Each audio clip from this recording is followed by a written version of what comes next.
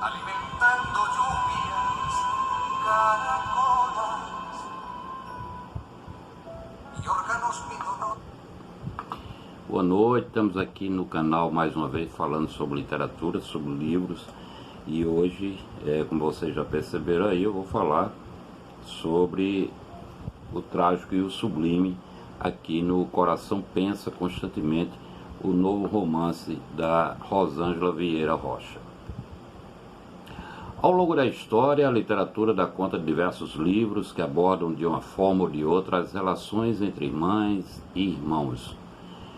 Alguns tendo essas relações como enredo central, em outros apenas como pano de fundo.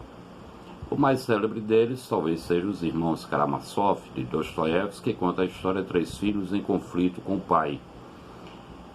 De obras mais recentes, podemos citar ainda Dois Irmãos, do Milton Ratum, com a disputa entre 2 irmãos gêmeos.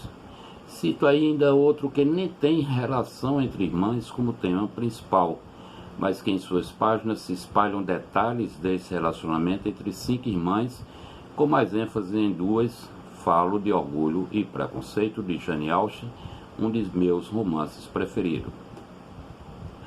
Na obra de Jane Austen, Elizabeth Bennet lida com os problemas relacionados à educação, cultura, moral e casamento na sociedade aristocrática do início do século XIX na Inglaterra.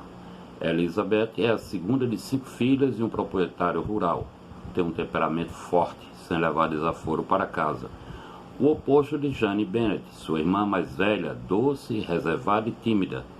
O romance mostra os costumes e a forma de agir das irmãs e da população na pacata cidade fictícia de Meryton.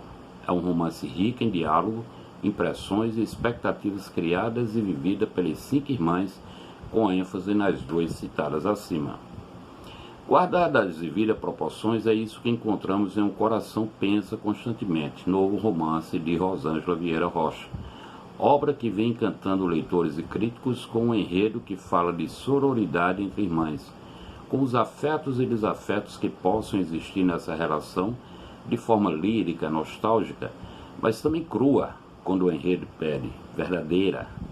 A capa belíssima, por sinal, é de Luiz Prats e a edição é da Ribassan. Rubi e Luísa divide a cena nas 198 páginas do livro, sempre sob o olhar narrativo dessa última. Como bem fala a escritora Maria José Silveira no prefácio da obra, aí estão os carnavais inocentes, os fútins na praça de uma cidade sem praça, a ida cerimoniosa ao cinema no final de semana, os bailes, as tagarelices como calcinhas furtadas de um varal, a inesquecível magia de um circo e as maçãs argentinas embrulhadas em um papel de cera roxo. Tudo isso ambientado na pequena cidade de Inhapim, interior de Minas Gerais. Esse lirismo de Inhapim, tão leve e nostálgico como o que acontece em Meryton, na obra de Austen, é um recurso muito bem utilizado por Rosângela para suavizar a trama, que começa de forma tensa e angustiante ao narrar o início do pós-vida de Rubi, como nesse trecho. Pode parecer lúgubre, mórbido, mas recorrentemente imagine o estado de conservação do seu corpo, se continua íntegro ou se já começou a se decompor. Nesses momentos sinto uma urgência difícil de ser controlada, uma ânsia de abrir o túmulo, destapar a urna e ver o que está ocorrendo. Que membros ainda estarão inteiros? E o rosto, de traços expressivos, ainda intacto?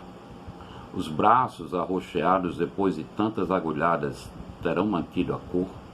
Os pés, os pobres pés gelados, que tantas vezes massageei durante sua internação, que aparência terão agora? Haverá vermes? Eles já chegaram famintos e saciáveis à procura de sua carne?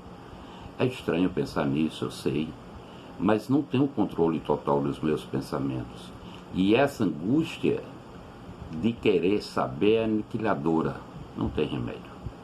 Esses pensamentos parasitas são mais comuns do que parece, mas ninguém fala sobre eles, por medo da crítica alheia. É mórbido sim. Parece até um poema de Augusto dos Anjos a falar detalhes não usuais na literatura na hora de abordar o corpo de uma pessoa querida morta. Mas Rosângela, de forma magistral, quebra essa tensão já no segundo capítulo, ao falar do aniversário de 20 anos de Rubi.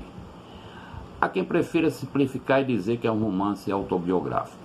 Fica a imaginar qual texto literário não tem um pouco ou muito de referências biográficas do seu autor ou sua autora. Ora, escrevemos sobre o que vemos, sobre o que vivemos, sobre o que sonhamos. Tudo o que escrevemos faz parte do nosso todo, fragmentado em literatura.